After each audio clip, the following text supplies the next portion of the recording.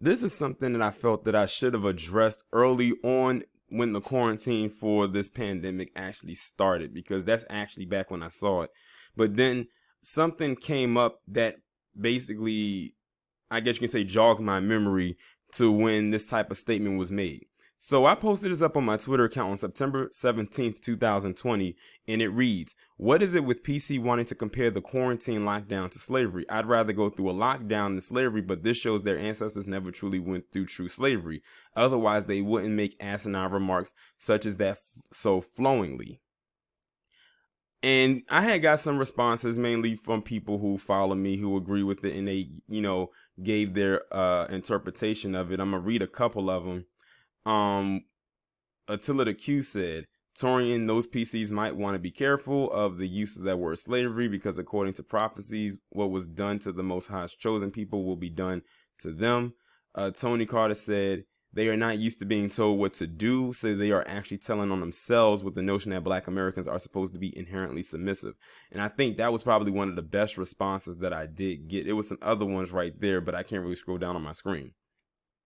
But the fact that they, like I said, allowed that notion to flow out of their mouths so easily without really thinking lets you know they don't really truly know the impact that slavery had on Black people during and post slavery.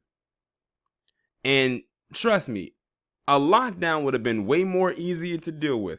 When I think of this lockdown, or the lockdown that was occurring before they started opening stuff back up, it reminds me more of when your parent or parents put you on a punishment for doing something bad, whether it's in school, something at home, something you didn't do that you were supposed to do, and you put on punishment. Well, I know for me, back in the day when I was on punishment, I couldn't watch TV, I couldn't play the game, I couldn't, do anything. I can't say I couldn't be on my phone, because back then we didn't have smartphones. I couldn't talk on the phone, which was, all landline based. I just had to go to school, come home, do my homework, and that was pretty much it. That was more of a lockdown to me. When they compare it to slavery, that's a direct insult to our ancestors, because there is no comparison. And I've said this plenty of times on my channel. PC does a very bad job of making comparisons, a very bad job. So, and the thing is, whenever they make these comparisons, it usually has something to do with us, and then they try to conflate it into them. And it doesn't work like that. And to piggyback off of what Tony Carter said, is the notion that Black Americans are supposed to be inherently submissive, and that they are not to be told what to do. This lets me know they couldn't go through what our ancestors went through. Because they just said right there, they could not be in a position of being told what to do. I've actually heard stories where you've had Black people who were in like managerial positions. Basically, they had a set of employees, and some of them were Caucasian. And the Caucasian ones were acting like they didn't have to listen to the manager because the manager was Black. And don't let the manager be Black and a woman, because that's a double whammy right there. So they literally come from this place of superiority where they feel like they don't have to listen. And that's all pretty much taught at home. They're probably told that from their parents, that, they may be your boss and they may make more money than you, but remember, you are white. This is America. You are better than them no matter what. And that's what they've been told throughout history, that you are inherently better. Remember, I forgot how the quote went, but if you can convince the lowest, poorest white male that he's better than the most successful and polished Black man, then you got him. Like, you probably have someone coming out of a trailer park with one tooth who thinks that they better than a successful Black person with all their teeth and way more money and probably more wealth than they could ever imagine. But to sit up there and try to compare this to slavery, it is no comparison. Like I said, I'm sure our ancestors wish all they had to deal with was a lockdown. But to deal with 400 plus years of chattel slavery only to get off the quote unquote plantation to go to another plantation and deal with more BS like redlining and Jim Crow for so many years. That's why I said in this establishment, black people really never truly experienced true freedom, which is exactly why many black people today are in the mindset of subserviency. I don't know if that's a word or not, but I'll say subservient to them.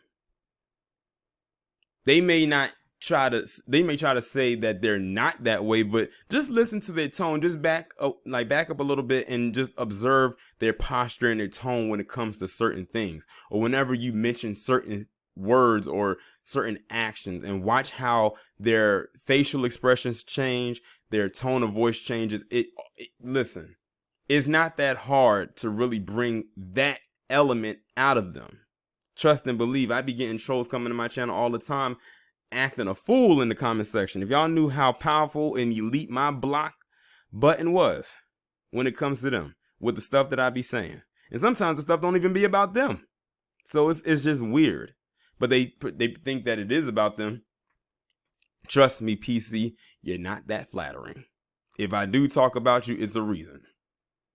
But this comparison, it makes absolutely no sense. And it doesn't even begin to stack up. I wonder, would they have compared this lockdown to the Holocaust? I bet you they wouldn't.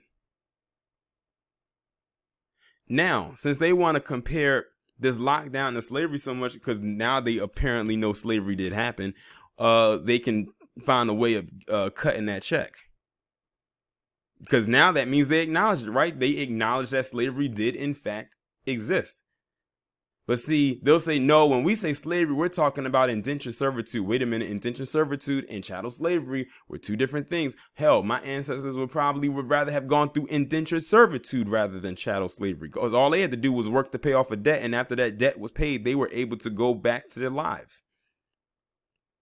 Let's see, paying off a debt for a couple of years versus 400 years plus of free, harsh, torturous labor.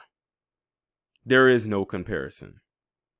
Then, of course, they'll come out with well, black people own slaves too. Yes, there were some coons out there that did own slaves. And sometimes people who did own slaves did it so they keep their families intact. That's the part they don't tell you about. And that's usually the only thing they can come back with. Well, black people own slaves too. Not as much as your Caucasian ancestors did. And I don't even think they were able to do even the most when it came to the ones that they owned. And they didn't even own that many. But they always have to try to get some type of a comparison in there somehow, some way, to try to make themselves feel quote unquote oppressed. Y'all have seen the comments that I've read before. Them troll comments talking about their so-called oppression, or the video I did about that anti-mask protest in Florida, in that Florida Target, where they felt so oppressed that they had to wear a mask. That's the extent of their oppression. Something that minuscule. Like I said in that video, and I say here, I wish that's as far as our oppression went. Was not having to wear a particular garment over our face. I wish that was as far as it went. But it doesn't. It exceeds that. It goes way beyond it. Ours is systemic. Do they not know the definition of systematic racism?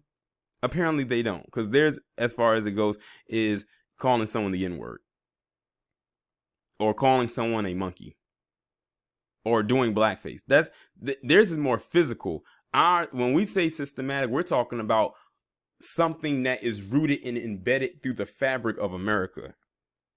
But they don't want to talk about that because they benefit from it. And they always like to say, well, we didn't own slaves and you weren't a slave. True, I'm not a slave and you didn't own slaves, but the system that was created for your ancestors, in which they own my ancestors, is still in play to this day. It's just called something different.